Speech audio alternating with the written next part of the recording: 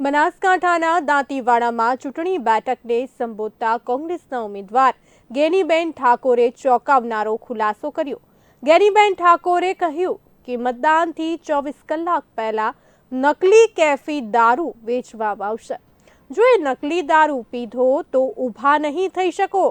ગેનીબેન ઠાકોરે નકલી કેફી દારૂ બનાવી વેચતા હોવાનો હરીફ પક્ષ પર ગંભીર આક્ષેપ કર્યો છે।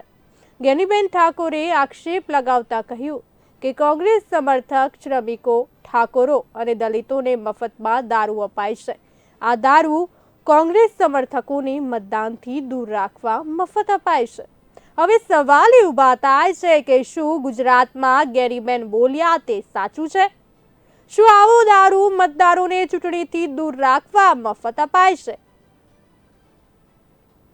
5 વાગે મતદાનના આગલે દિવસે બધાને ગાડીઓ ડાલન ભરીને બધું દારૂ જતું હતું અંદાભાઈ, અને બધા કોંગ્રેસ વાળાને દારૂ આપે, ઠાકોરને આપે, દલિતોને આપે, એમને બધાને આપ્યું। એટલે મેં કીધું મારું બેટું કદાચ કોંગ્રેસ વાળાને ના ઠાકોરને એને કેમ દારૂ આપે છે કે આ દારૂ એવું બનાવેલું છે કે જે પીએ એ 24 કલાક ન હોય એની પડ્યો રહે, એટલે જેટલા પીએ એટલા વોટ કરવા ના થાય તો કે ફાયદો છે।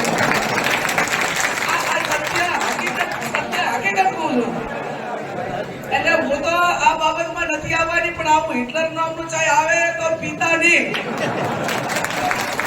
8મી તારીખે ચાય આપી પછી અમને ખબર પડે ને કે આ એરિયા એક તરફી છે તો આર્યું કરશે, જેમ કે એમને ફાવટ છે ભૂતકાળમાં, અને ભૂતકાળમાં તો ઢીમા ધણીધરનું ધામ હતું, ભગવાન સહન ના કરે, પણ ક્યાંક આ નકળંગ ભગવાનના ધામમાં વાત કરી છે। એટલે નકળંગ ભગવાનને અને ચમનપુરી બાપુને પ્રાર્થના કરું કે આ લોકો આવા કોઈ કેફી બજાર ના વેચે, અને વેચે તો પછી ભગવાન પરમાત્મા નકળંગ ભગવાન એમને પોગવું, અમે કોઈ આવું ન કરીએ।